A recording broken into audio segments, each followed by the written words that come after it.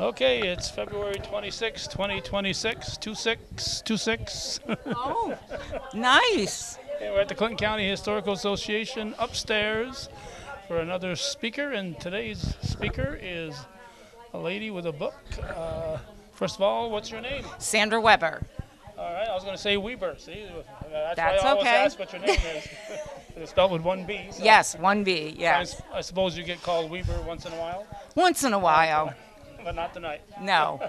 All right, so your book is about John Brown, and I know out there are people who can't tell time by looking at a clock with just the hands on the wall type of thing. So there are people who probably never heard of John Brown. So tell us who John Brown is in 25 words or less.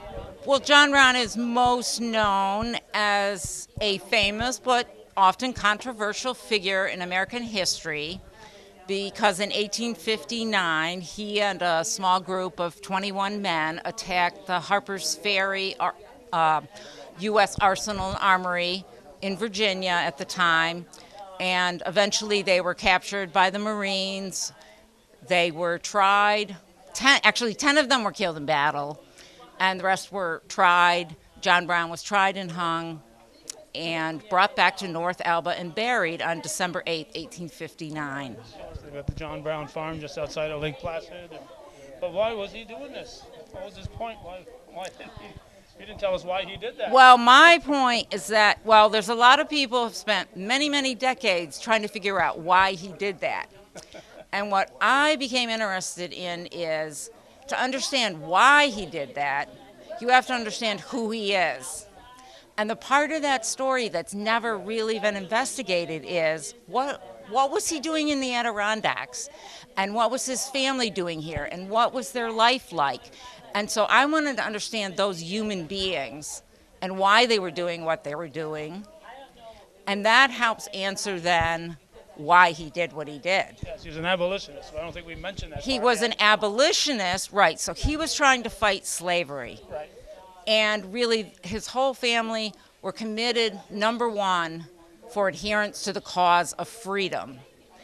And they went even beyond freeing slaves, and that is what makes them really uncommon, even in the North, is that they believed in equality, in treating black people as their brothers and sisters, as part of their family, eating with them at the table.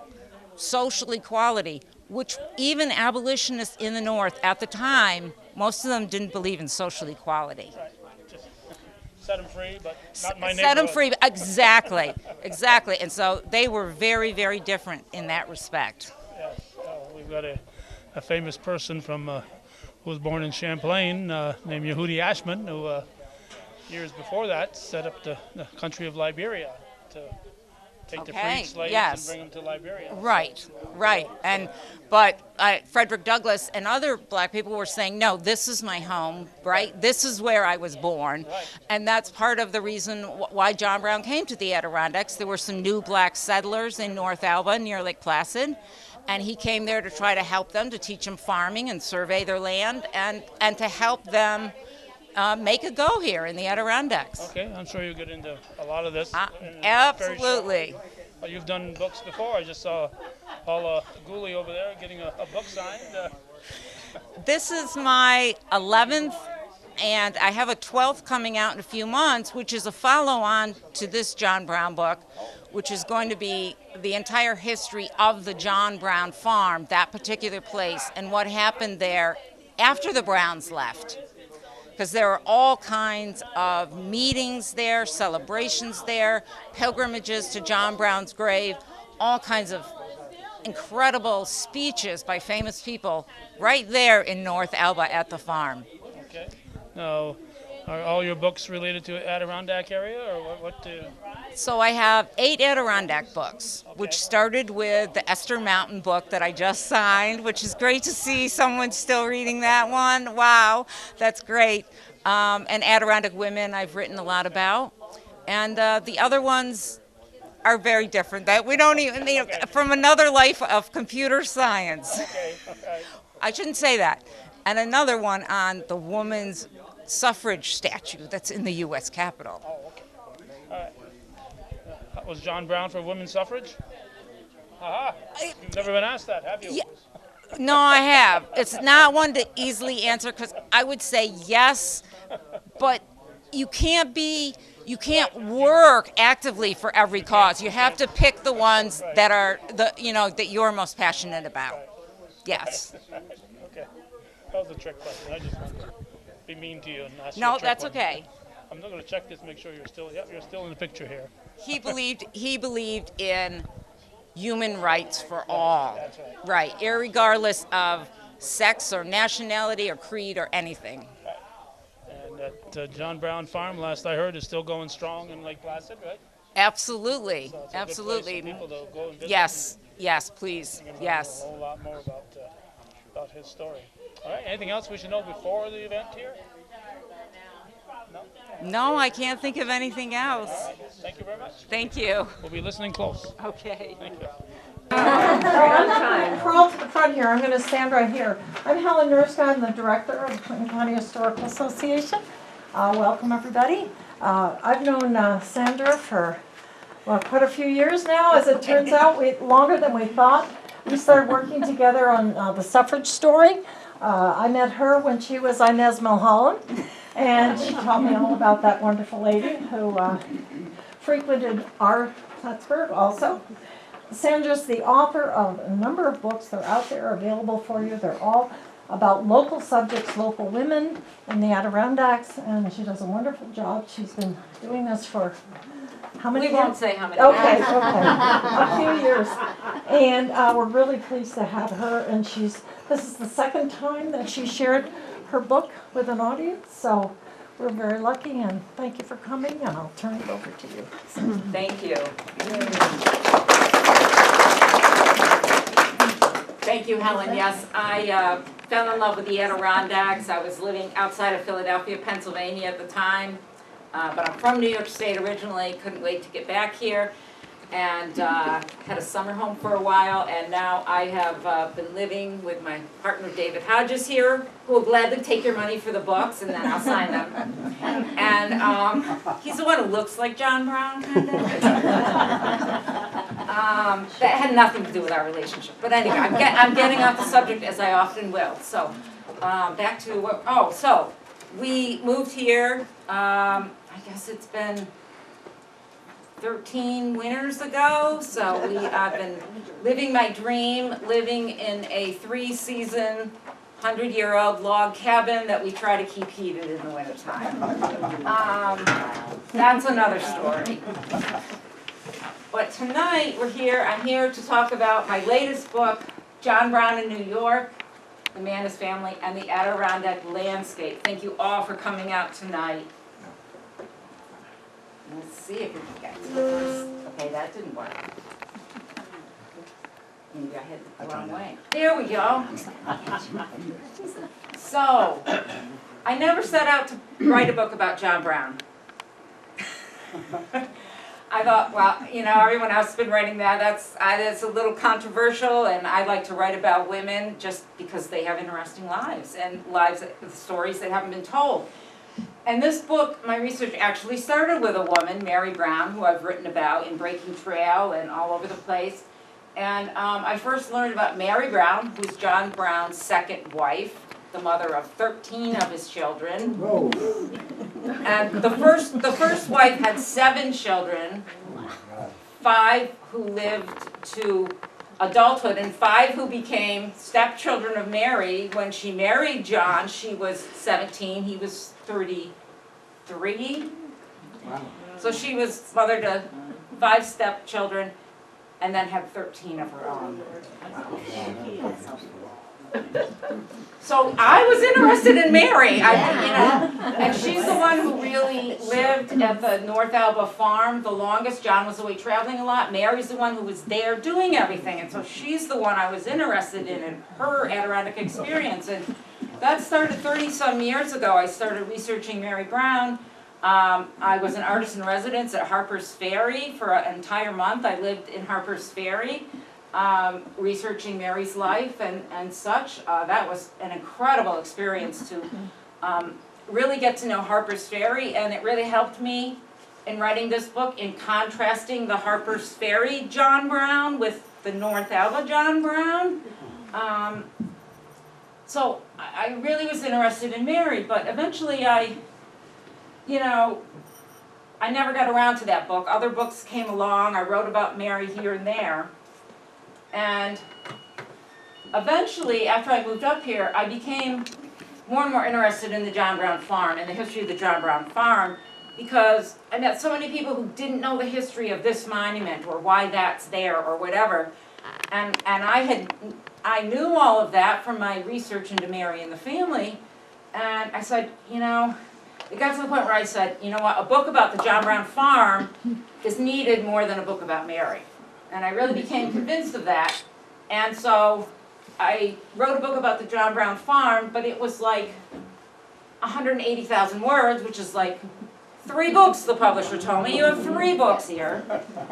And so what ended up happening is the editor at SUNY Press convinced me that what I had is that I had seen John Brown through the eyes of Mary Brown and his family. And that was a perspective no one else had. And I was like, shit, I really have to do that. I'm sorry, excuse my... It was like, darn, I have to do this. I do have something to say here. Because I know the Adirondack history, and no one else has told that piece of the story before. And so here I am. I have a book about John Brown, but I have a handout here. I think it got lost and not many of you picked it up. But here's the good news. The whole history of the John Brown farm, of the John Brown Memorial Association, the Black Pilgrimages, how did that statue get there, blah, blah, blah. It's coming! That book is coming in April or May. Just have to wait a little bit. That part's coming from Purple Mountain Press. So, you'll have both pieces to the story. So, that's how I got to John Brown and the farm. So I ended up looking at what I was interested in. The subtitle really says it all. I'm interested in the man, the human being. Who was he as a person? And not only his greatness, but also he had flaws. Of course he had flaws. And I'm willing to admit that. His family. His family not only supported the cause and sacrificed for it, but they did that willingly. A lot of people say, oh, they were obeying John Brown. You'll see, they weren't obeying him. And this is all the Adirondack Landscape as the place that John Brown called home for the last 10 years of his life.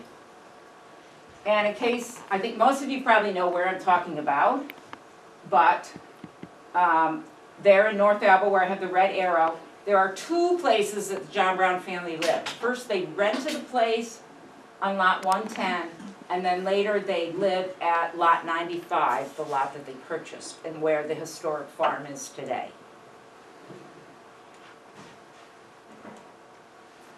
Very, very quick timeline, in case you aren't familiar with this. So 1849, 1851, they came to North Alba. They lived at the rented farm, the Flanders Farm, which is along Route 73 now, near the Mount Van Hovenberg area, not far from the other one. In 1851, the family left, went back to Ohio for financial reasons, really.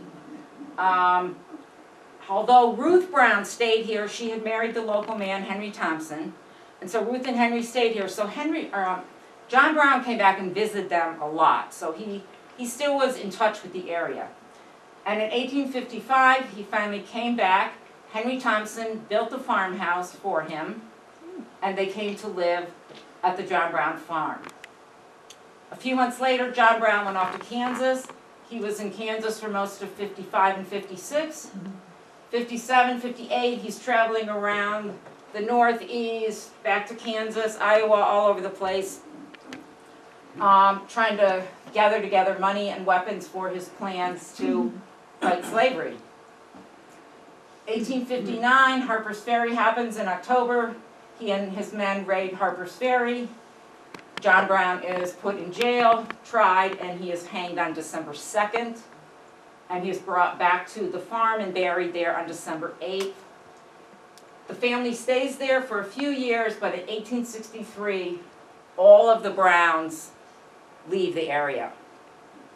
And I'll get into some more of those details, but just want to give you the overview of what's going on there. And of course, they're leaving in the middle of the Civil War. Now, you know from history that John Brown's either a bloody, thirsty madman or he's a hero martyr. He's one or the other. He can't be anything else. He can't be anything in between or a little bit of both or whatever. But, right, those are the images that we have of him in Kansas and in Harper's Ferry. And from that image, especially the madman image, people have this idea that John Brown, you know, was self-serving, or he was a failure and that's why he went off to make war and whatever, he couldn't do anything else and all this kind of stuff. And that's part of why I'm telling the North Elba story, because what you'll see is who he is in Harper's Ferry in Kansas is consistent with who he is in North Elba. I'm saying, really? That's where I'm headed.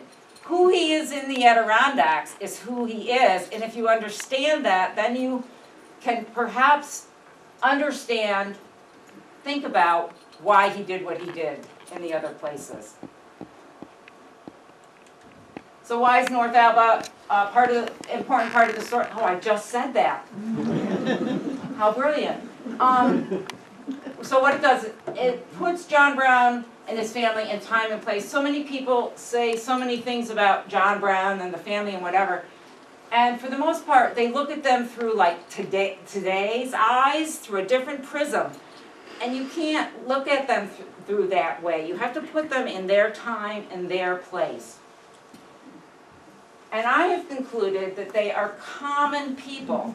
By common people, I mean they're pioneers, they're farmers, they're poor, they're not rich, right? They're the average North Elba person. But they are very uncommon in some ways that I'm going to talk about, right? In the way they treat other people. And what you see is that these principles, these ways that they treat people, are not just like words. They're in their everyday actions and the things they actually do in North Elba. So what is this all based on? They believe in three doctrines, basically. The Bible, the Golden Rule, do unto others as you would have them do unto you. Or I like the way some other people put it, is that love your neighbor as yourself. Think about if we actually lived that every day. Like everybody lived that. See, I told you I'd go off on tangents. So, third principle, Declaration of Independence. We hold these truths, where is it? We hold these truths to be self-evident, that all men are created equal, that they are endowed by their Creator with certain unalienable rights, that along with these are life, liberty, and the pursuit of happiness. That's the foundation of John Brown and his family, the Golden Rule, the Declaration of Independence. So what does an honest moral man do when his country is engaged in sin and brutal wrongs and evil injustice? I'm not talking about today. I'm talking about history here, okay? You're all with me, right? I'm talking about history.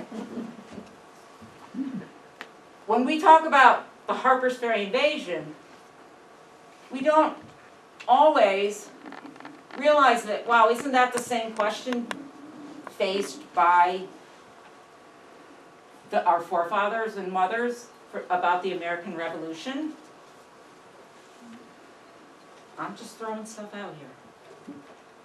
Maybe. Charles Langston. I'm sure, who knows who Charles Langston is? The grandfather of poet Langston Hughes. And Charles Langston here married the widow of Harper's Ferry raider Lewis Leary. Lewis Leary is one of the men buried at the John Brown farm in Lake Placid. Langston said about John Brown, his actions were in perfect harmony with and resulted from the teaching of the Bible and of our revolutionary fathers. Langston declared that the Bible commands us to remember those in bonds as being bound with them. And the fathers of our country's revolution taught us that resistance to tyrants is obedience to God. The man who takes his brother's liberty becomes a tyrant and then thus forfeits his right to life. He also said of John Brown, he fully, really, practically, and actively believed in the equality and brotherhood of man. He is the only American citizen who has lived fully up to the Declaration of Independence. So, the Declaration of Independence. It's very fitting that this book, just by accident, came out during the 250th year of our revolution. That is completely, I swear, that is completely by accident. But John Brown was so much about the Declaration of Independence. And John Brown wrote his own Declaration of Liberty in 1858, 1859, in which he's talking about basically why there's going to be a raid on Harper's Ferry, right? Why we have to go have an insurrection or some kind of a raid to stop slavery. And he expands on the truths that are in the Declaration of Liberty, and I just find this fascinating.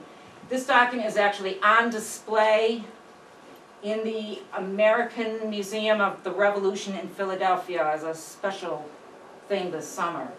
But here's what John Brown said. Here's how he expanded it. He said that nature hath freely given to all men a full supply of air, water, and land for their sustenance and mutual happiness. He said, equal rights, privileges, and justice to all, irrespective of sex or nation. He's going beyond and explaining what this means.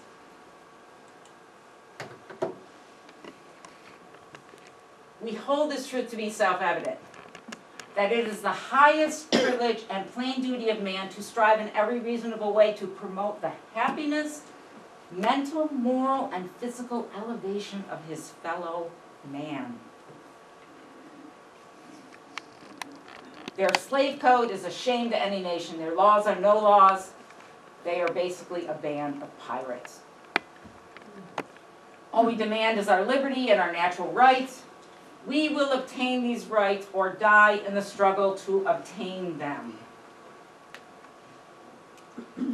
So he's saying, basically, I'm going to go to war for this. We're going to go to war for this. But what did Patrick Henry say?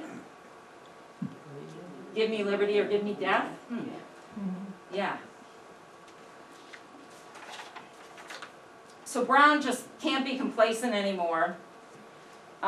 He has to expose this, and there's another way it's also talked about is, should man's law, the government's law, overrule the higher law of God and nature?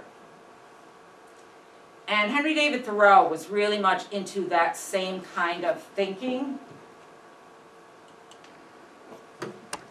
Thoreau believed that all it would take is one honest man to withdraw from, I love that term, co-partnership. In other words, to set himself apart from the government, withdraw from the government, and be locked up in the county jail. And that would lead to the abolition of slavery in America. So where would that man come from? Thoreau said, that man would come from a township where one primitive forest waves above while another primitive forest rots below. Such a town is fitted to raise not only corn and potatoes, but poets and philosophers for the coming ages. In such a soil grew Homer and Confucius and the rest. And out of such a wilderness comes the reformer, eating locusts and wild honey. To which I replied, yes, this man was John Brown, who came from the wilds of northern New York, raising potatoes and eating black flies and maple sugar. John Brown was the man that Thoreau and Emerson and some other of the philosopher thinkers in Boston and Concord, he's the man they were looking for who would do things. So let's look at John Brown's life in the Adirondacks, some of the details of what actually happened here in the Adirondacks. So what brought John Brown to the Adirondacks is Garrett Smith's land grant program. Smith was giving away free land to free black men who met certain requirements. Most of this land was just, raw forest land. Some of it on the side of mountains, away from roads. Some of it in the middle of Lake Placid, the lake, not the village, in the middle of the lake, okay? In hopes that they would leave the city, move to the country where they could become self-sufficient.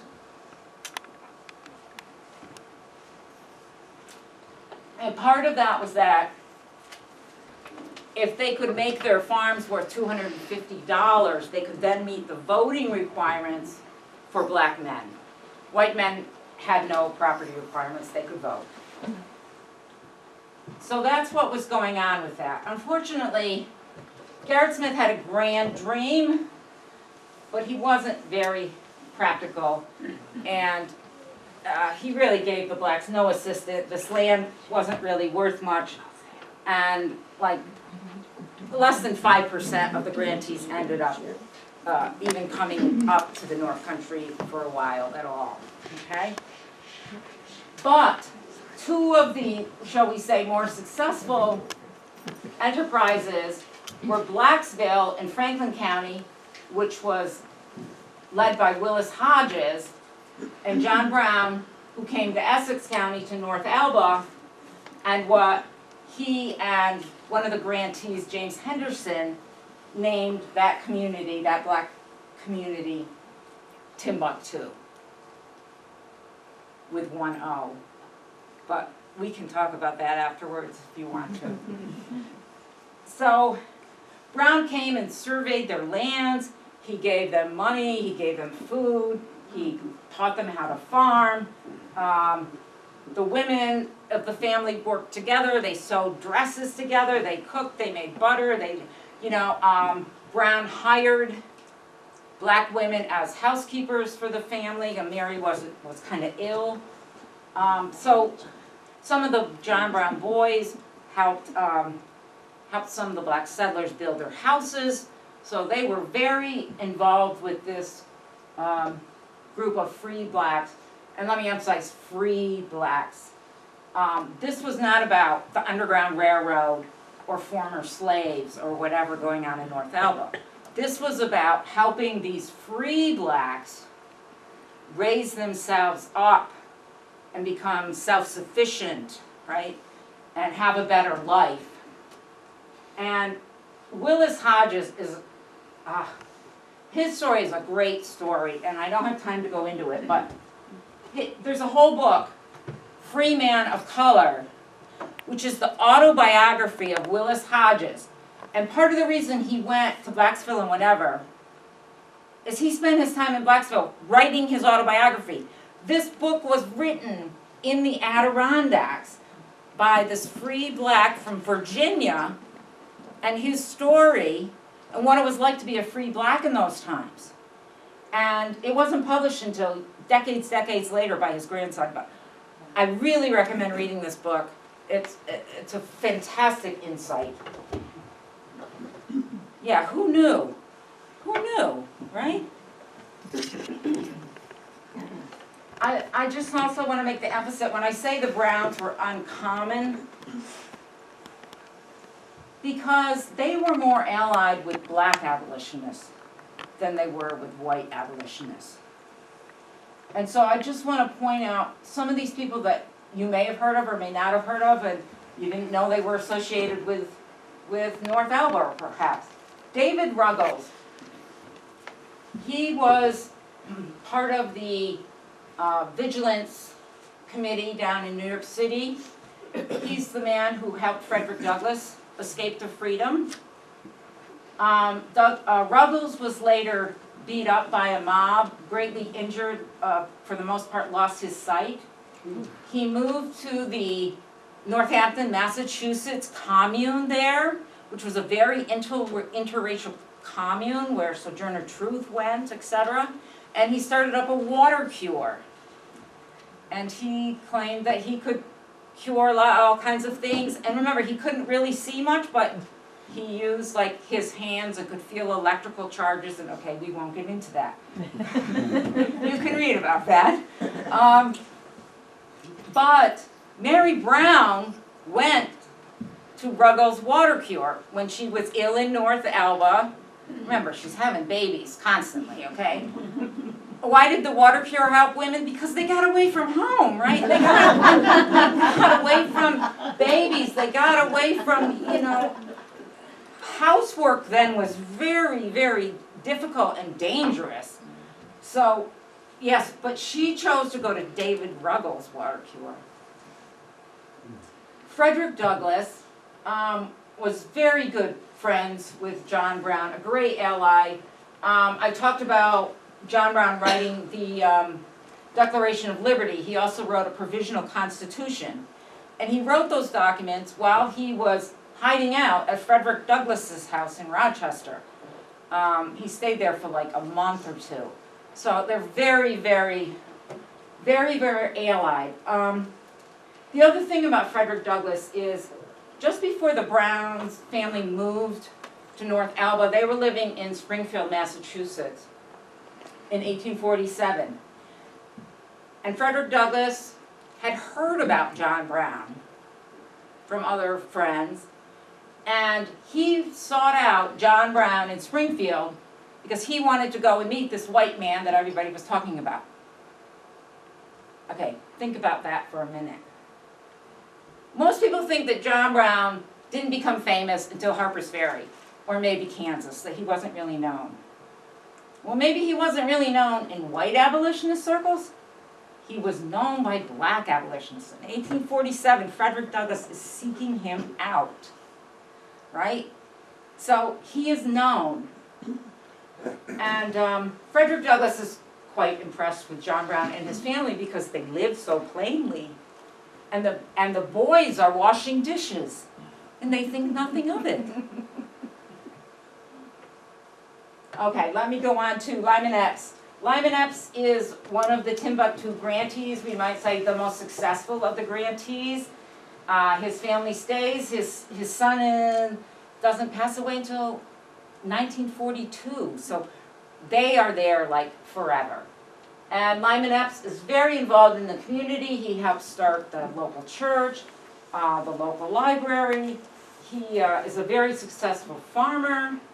He can even grow corn. Most people can't grow corn at that time there, but he is even successful enough to grow corn. Now, by the way, potatoes is no problem in North Alba. John Brown, I love this line. John Brown said, "I have nowhere seen such potatoes." Of course, the Epps family, they go on. They're also big singers, and at John Brown's funeral and a lot of events afterwards, they sing at the celebrations. William Appo, another great black man. I don't have a picture of him. I couldn't find one. He's a very famous black musician from Philadelphia. He's not a grantee. He's too rich for Garrett Smith to give land to. He comes and chooses to buy land next door to the Browns. And he seems to live there in the summers. Later he will actually permanently move there and actually marry one of the Epps' daughters. The other amazing thing about William Appo, okay, I'm sorry, I'm really into women's history, but William Appo's daughter is Helen Appo, who marries a man named Cook in Washington, D.C., Helen Appo Cook. She becomes one of the, well, she is the founder of the, and I won't get the name exactly right, but the National Women's Club of Washington, D.C., she's a founder of these African women's clubs. She has met Lucretia Mott. She used to go to Lucretia Mott's house as a young child. And her organization in Washington, D.C. later merges with the Federation of African Women's Clubs, and it becomes the National Association of the Colored Women's Clubs. I probably didn't get that exactly right, but you know the flag, you know the motto, lifting as we climb. So his daughter is the woman who helped form that organization. Okay, we'll keep going. Delaney. Martin Delaney's involved with the grant program with Garrett Smith, etc., and getting blacks to move to North Alba. But here's something I didn't know. One of the biggest surprises in doing my research on this was that Martin Delaney was involved with the Zion AME churches, and that organization in 1844 decided to start a school for black students. And a lot of these people, men involved in this, were out of Springfield, Massachusetts, New York City, etc. Guess where they decided they were going to open a black school in 1844? In North Alba, Essex County, on Averyville Road.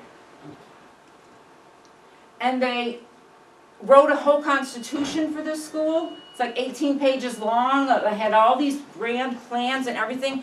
They even incorporated in Essex County. But then the Civil War came along, so it didn't, like, they were then freedmen schools in the South, and it didn't happen. But wow. All right, family life in the Adirondacks. I talked about they were common people. Lots of times you'll read people who are not familiar with the Adirondacks. And they talk about the Brown family as being, devastated, starving, in extreme poverty, etc., etc. They were on par with their neighbors. When you look at the censuses and the records of agriculture or whatever, you can see there were white families above them. You can see there were white families poorer than they were. As a lot of people from the community at that time said, we were all poor, right? We were all scraping by. So let me just tell you a few more things going on there. The very first, they get to North Alba, they move there, the very first day, a former slave shows up at their doorway. What do? They take him in. There's already 9 of them living in this tiny little house. They take him in now. There's 10. They hire him. They feed him. He has his own garden, etc. This is who they are. Famous story is Richard Henry Dana, a famous author from Boston, abolitionist, free soiler guy. He comes, he's, taking the tour of the Adirondacks way back in 1849. And he stumbles upon the Brown farm. And he's impressed by the fact that they have the hired blacks and perhaps black neighbors all eating at the table with them and addressing them as Mr. and Mrs. and whatever. Now it's like, oh, okay. But think about it. This guy's an abolitionist. And he's shocked by this. Because he's not used to seeing blacks treated with social equality. Especially eating at the table, which we'll get to later, which is just insane. But, right? And so, it's really telling, his observations are really telling of how he was shocked by how the Browns are living there. So we talked about, another thing that's going on is, one of my favorite stories is, besides, all the hard work of living in the Adirondacks, which probably a lot of you know or have seen or familiar with, but there's also fun times. They go climbing mountains just like we do. And a bunch of the kids climbed Whiteface Mountain one time. And Simeon Hasbrook, who's the son of one of the grantees, goes with them. He's probably the first black person to climb Whiteface Mountain, right, in 1849. And he does it on July 4th, Independence Day. Oh, they also love picking berries. You know, any kind of berries. They love that, you know. And again, they're criticized as like, oh my God, they're so poor, they had to go berry picking. Oh my gosh, really? Come on. No, everybody, right? As somebody says, it's like in the Adirondacks, berry picking and selling berries is like kids' equivalent of a lemonade stand in the city or something, right? All right, let's go. John Brown says, everything reminds one of omnipotence. Indian Pass, remember, is right outside their door. They have one of the most gorgeous views in the region. They appreciate the smell of balsam. They talk about the clear water in the streams. As I said, they love climbing the mountains and all these kinds of things. They see the romance and the beauty of the Adirondacks. And a lot of people stop right there with that quote, but I give you the rest of what John Brown said. And where, if you do get your crops cut off once in a while, you will feel your dependence. I'm glad someone gets it, right? What he's saying is, you're going to face hardship here also. This isn't just romantic. Nature can also be very cruel and harsh, right? And if it rains too much and you get a flood, or it doesn't rain enough and whatever, you're then going to feel your dependence on God. That's what he's talking about there. So here you see God's omnipotence, but you also are sometimes made to feel your dependence on God, which brings you closer to God. And that's what, that's how he feels about the Adirondacks. There's another expression that I also love.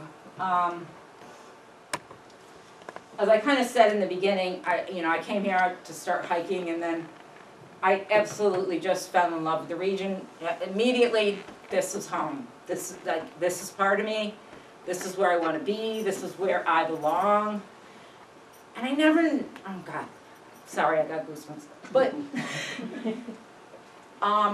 what do you call that? I'm always like, what do you call that? I don't have a word for that other than, how I just said it. But guess what? The Brown family had a phrase for that.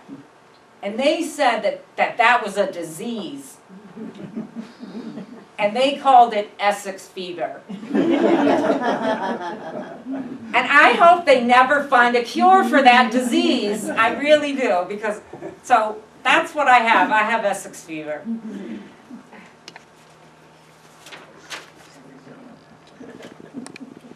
Another favorite expression I love from John Brown is when Henry Thompson was building the house for them in North Alba. Sorry for the bad picture, but I had to use that one because it shows a couple things that I want to show you.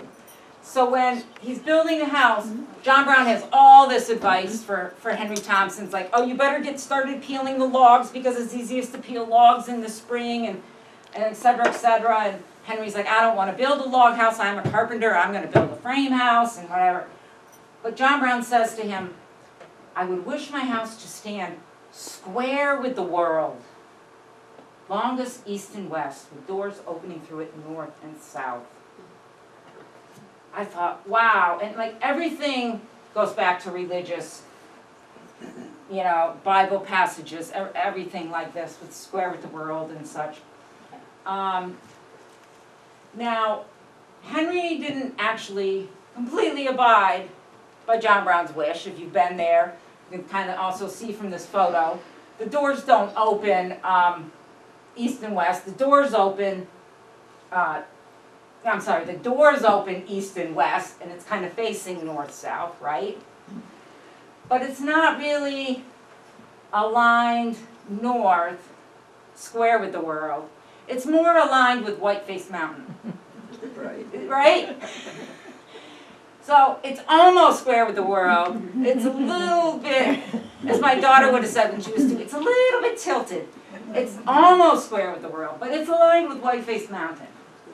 The other thing I like in this photo, the reason I'm showing it to you is, another one of John Brown's wishes was that try to put the house where there's water nearby, because I do not want to haul water uphill. I've done that a lot of my life, and I don't want to haul water uphill.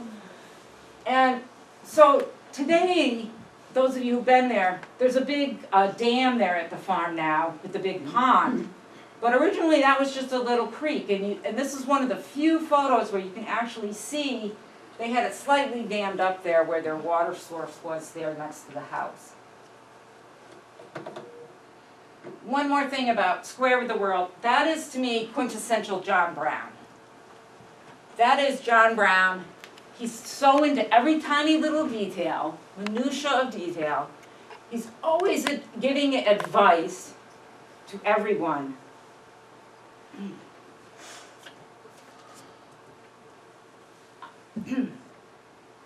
Also, Square with the World, I think he's actually saying more there.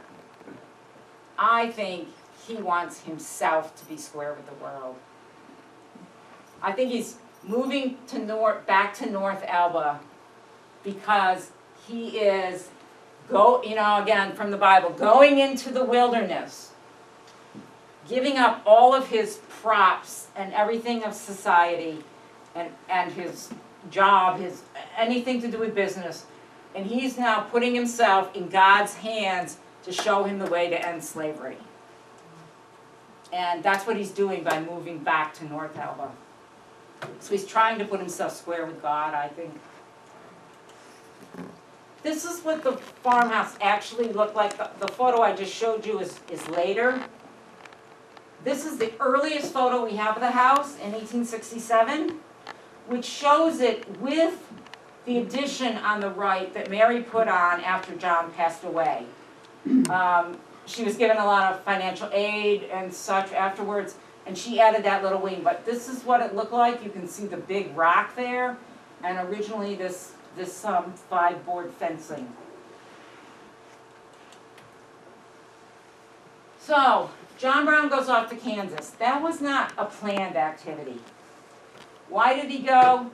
Of course he went because Kansas was deciding whether or not it should be a slave state, which had really upset the abolitionists because they already had a prior agreement of the Compromise of 1820. Now they were going back on that compromise. They were wanting to let slavery expand. So several of John's sons went to Kansas to settle there. John decided not to settle there. He decided to go back to North Elba. But he gets a letter from his sons that says, it's no longer a question of Negro slavery, but a question of personal liberty with the settlers from the free states. In other words, all of the abolitionists in Kansas are being threatened and attacked by the pro-slavery people in Kansas. And it's really already turning into a war long before John Brown even goes. And the sons write to their father saying, we need guns more than we need bread. Wow. John Brown is very much the family patriarch. When he hears that from his sons, he's immediately starts collecting money, collecting weapons, and he's going to go himself to Kansas along with Henry Thompson and Oliver Brown and help his family, right? And help fight these pro-slavery people in Kansas. And he's going to protect his sons, their wives, and his grandchildren are there in Kansas. So that's why he goes. He gets accused a lot of abandoning his family in North Elba and abandoning the black settlers of Timbuktu. As far as the family, they kind of willingly did that, but also they are very safe in North Elba.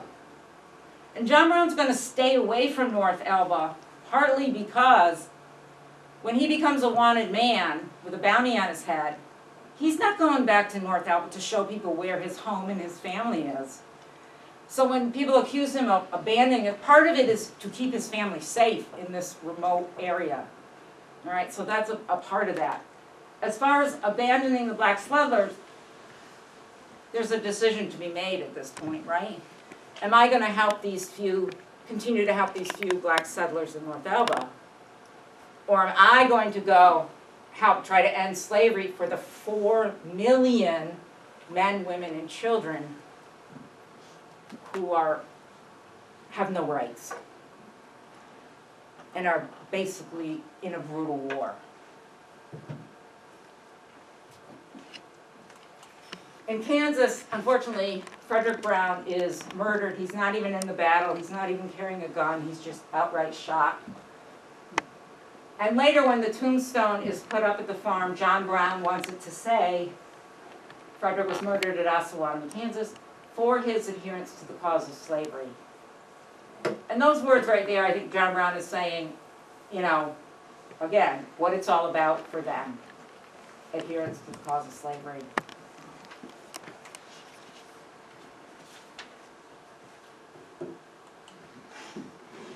Harper's Ferry. So who goes, who doesn't go? Just quickly, I'm just going to say, so Annie Brown is 15 at the time, and Martha Brewster, who has married Watson Brown, those two girls go to the Maryland where the raiders are all gathering, getting ready for the raid, and those girls go to help, because John Brown realizes, oh, wait a minute, this is going to look weird with a bunch of white and black men living at this house with no women. What was I thinking? And so he sends for the women, and the two girls go down there. So these two young girls from North Elba get to know all of these raiders who are going to be killed. Only a couple of them escape. So imagine that. Mary, John asked for Mary to go. Mary chooses not to go. Mary has a young child, Ellen. There's also 2 of the daughter-in-laws who are pregnant. I think Mary realizes that she's needed at home. She's needed to take care of things, and I'm sure that Martha was quite willing and ready to go to be with her husband in Maryland, down there. As far as the men, John Brown really wants Henry Thompson to go. John Brown really admires Henry Thompson. But Henry went and fought in Kansas, and he still carried a bullet from the Kansas in his body. And Ruth is just like, I've got young children. I don't want you to go. I'm afraid this might end in death. I know you've been really lucky so far, and I believe God's watching over you, but I'm really afraid this could end in death. So Henry does not go, but 2 of Henry's younger brothers go. Dauphin and William Thompson go. Why? William has a wife. William says, what is my life worth against millions of slaves? And they are both killed in Harper's Ferry. And eventually their bodies are brought back, and they're buried at the farm. And Oliver and Watson both go, and they also are killed in battle. And their bodies are eventually brought back to North Elba. Sacrifice, I just want to say one thing about sacrifice is, you know, it is about who goes and fights, but it's also about the ones who stay at home, because there's vital work that has to be done at home in order for the other ones to be able to go and fight. And that was really recognized in the Brown family. And after Harper's Ferry, Mary Brown is left with a house full of, I can't even count, but like 3, 4 widows and children, and right, and she's left with all of this at the farm, besides mourning the loss of her own children and husband. So, Traitor's Doom, I found that and I was like, no, Martyr's Tomb, and so I created this one. So, again, for me, Traitor's Doom. Yes, John Brown was a traitor. He committed treason against his country. I said it. Right? And he paid the penalty for it. He was hung for it. That's a fact, as far as I'm concerned. Is he a martyr? That's up to everyone who wants to look at that. But again, I think by now you realize, wow, there's a lot of, it's not a binary, it doesn't have to be a binary decision, right? It doesn't have to be a binary decision, that two things can be true. And what helped John Brown become a martyr is not his violence. That brought attention to him. But what helped him become a martyr are the words he said while he's on trial, the letters he's writing, right? Everything that comes out, the words that he said is what makes people start to change their mind and see things slightly differently. And I just want to say, one of the things he said is, I wish to say furthermore that you had better, all you people of the South, prepare yourselves for a settlement of that question that must come up, for settlement sooner than you are prepared. You may dispose of me very easily. I am nearly disposed of now. But this question is still to be settled. This Negro question, I mean. The end of that is not yet.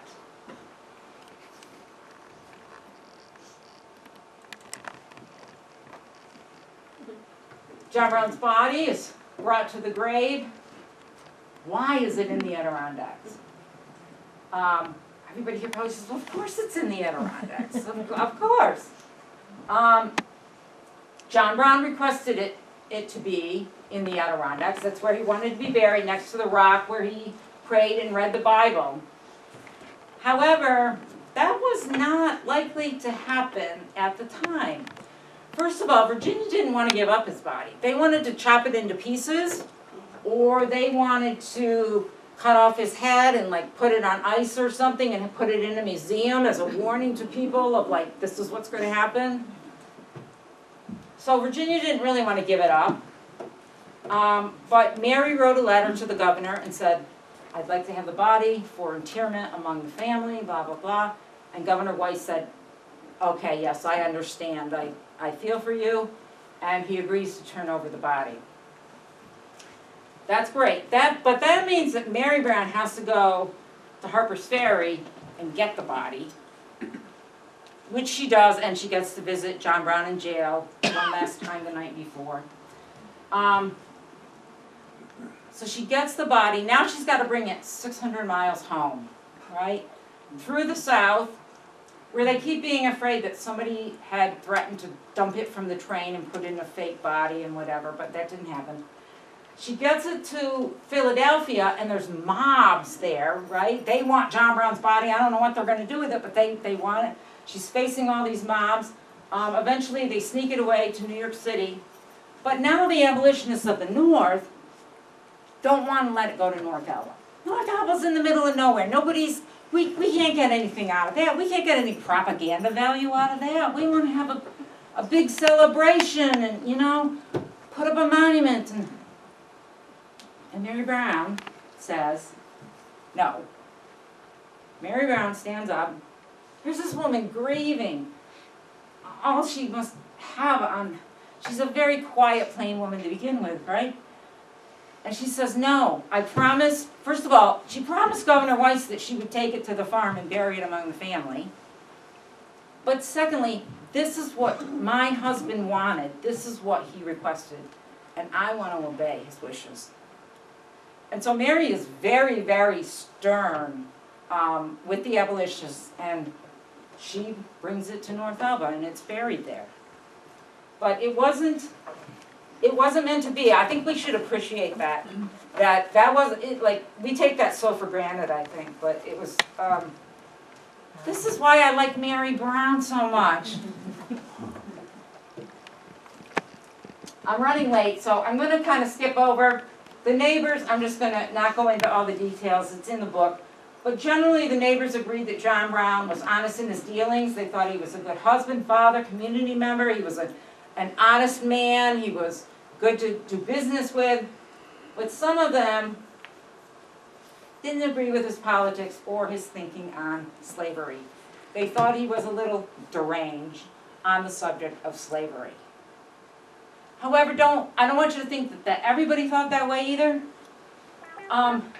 There were others who, when the 1850 Fugitive Slave Law was passed, they gathered in the Baptist Church in Jay, men from all over Essex County, and adopted resolutions saying, we are not going to obey the Fugitive Slave Law.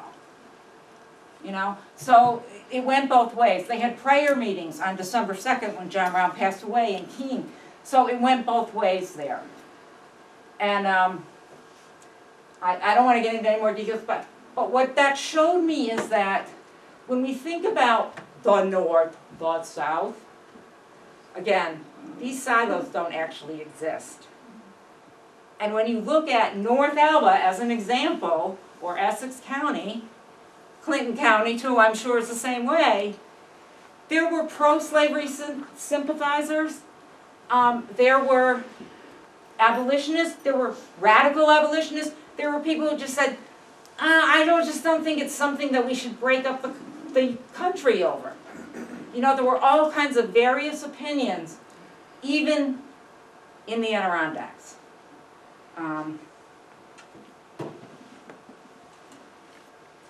But one of the biggest, most important things in the Adirondacks after John Brown passed away is not a lot of people could come to his funeral in the winter.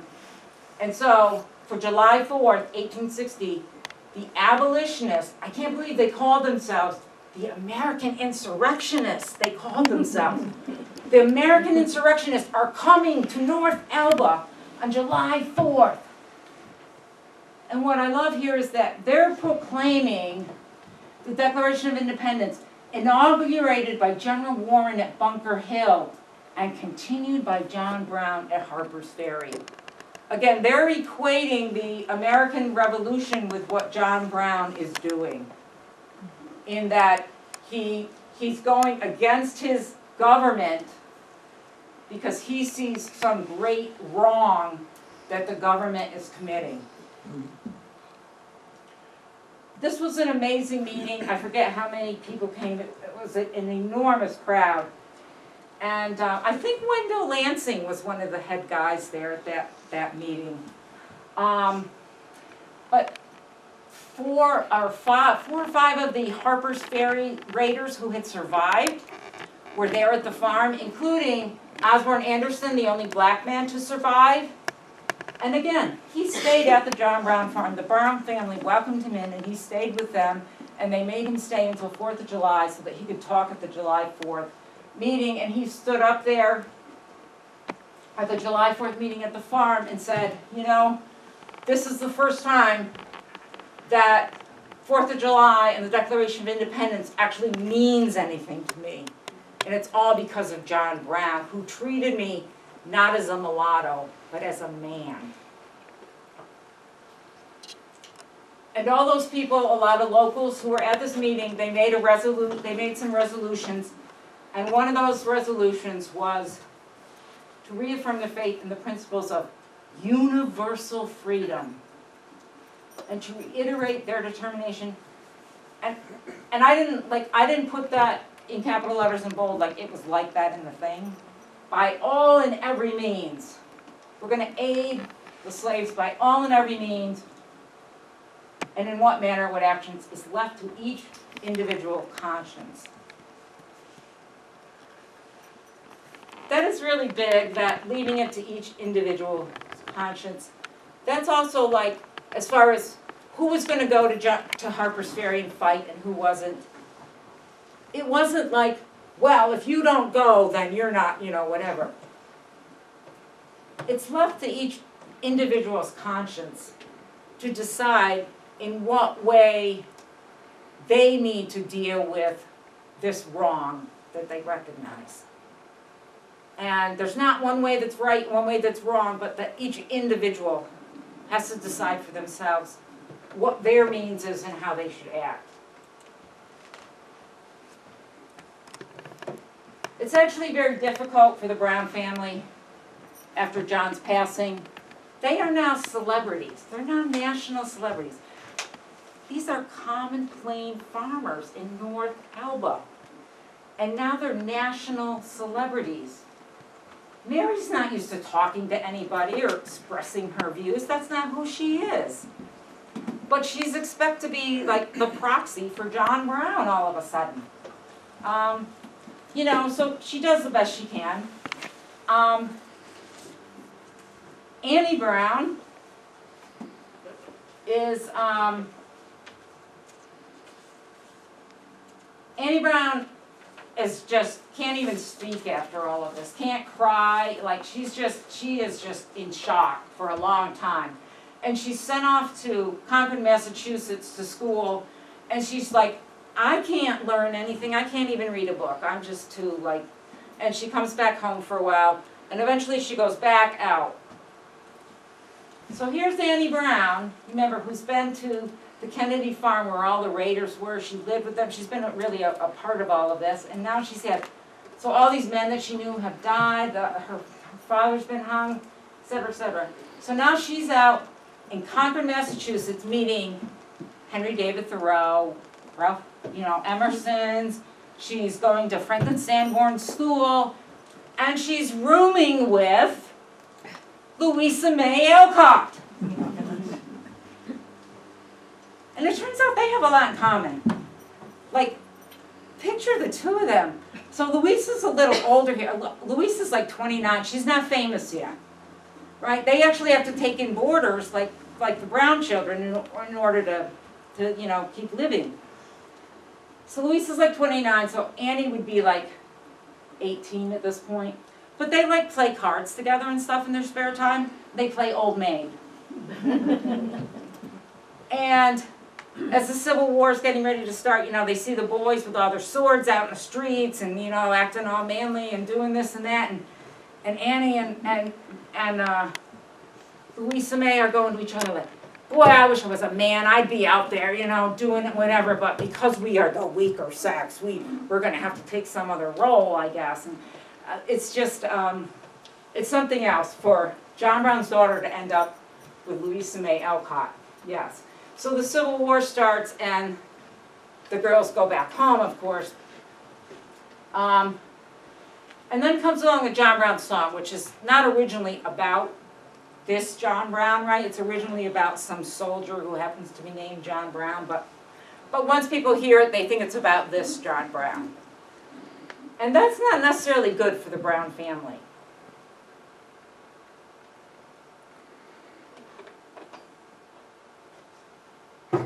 Because sometimes people are singing it, to honor and praise John Brown, the Union soldiers and such.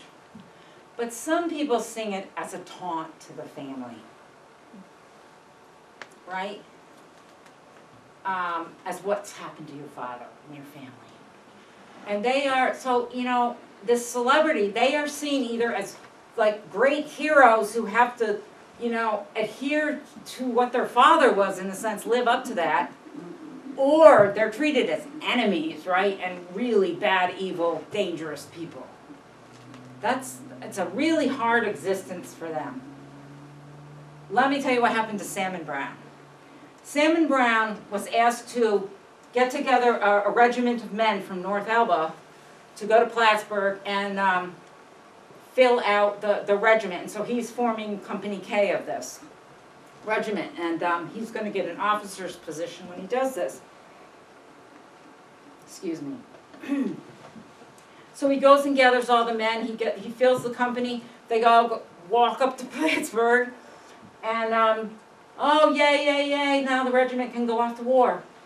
Then the head guy of the regiment pulls Salmon aside and says, "I hate to tell you this, but the officers have all gotten together and signed a petition, and they want you to resign because they're afraid of having you in the regiment because you're John Brown's son, and therefore we're going to get attacked extra hard."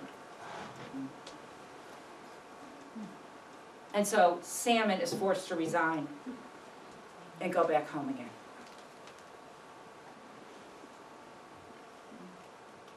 So it's no surprise that within a year, Salmon, a relative, comes to visit and says, "Oh, California is so wonderful, it's great out there." And Salmon says, yeah, let's go, right? And Ruth and Henry decide they're going to move too. And Mary doesn't really want to go.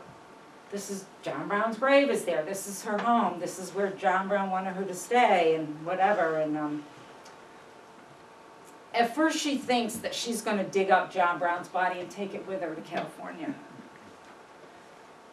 But thankfully she gets kind of talked out of there, and she decides to go because she believes it's the best thing to do for her daughters. They're going to have the better opportunity somewhere else. And so they all leave in 1863. They're going across the plains in a wagon, and they join a bigger wagon train because for safety, and you know, it's just easier. And the next thing you know, in this wagon train are some Southern rebels, and they discover that they're the family of John Brown, and they poison some of Salmon's sheep, and they kind of get whispers from somebody that next it's going to be the people, and they take off ahead of the wagon train, and they're chased for like 3 days, night and day, by these rebels in wagons until they finally just barely make it safe to an army post. They cannot escape notoriety. However, when they get to California, the Californians really welcome them.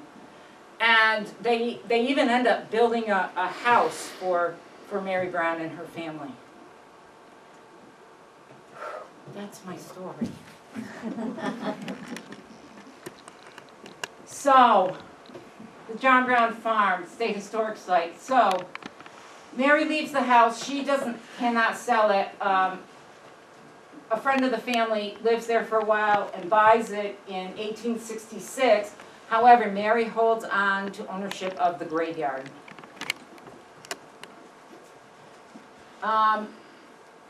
Another fabulous woman, Kate Field, who you'll learn about a lot in my next book. That organization buys the farm in 1870, and they give it to New York State in 1896. And that is when it becomes a state historic site and part of the Adirondack Park.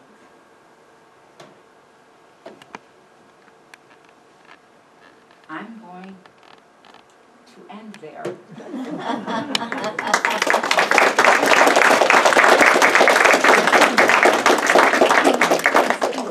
However, yeah, you can turn on the lights if you want. However, before I take questions and comments, oh my gosh, I'm sorry if I kept you a little late. If you give me just a couple more minutes. I knew that this audience was going to appreciate something very special that I've never taken with me anywhere before. This is my unveiling of this item, and it is that flag over there in the corner. That is called the peace flag. And it says, where do I have this? It says Pro Concordia Labor on it. Yeah, you can pull that out if you want.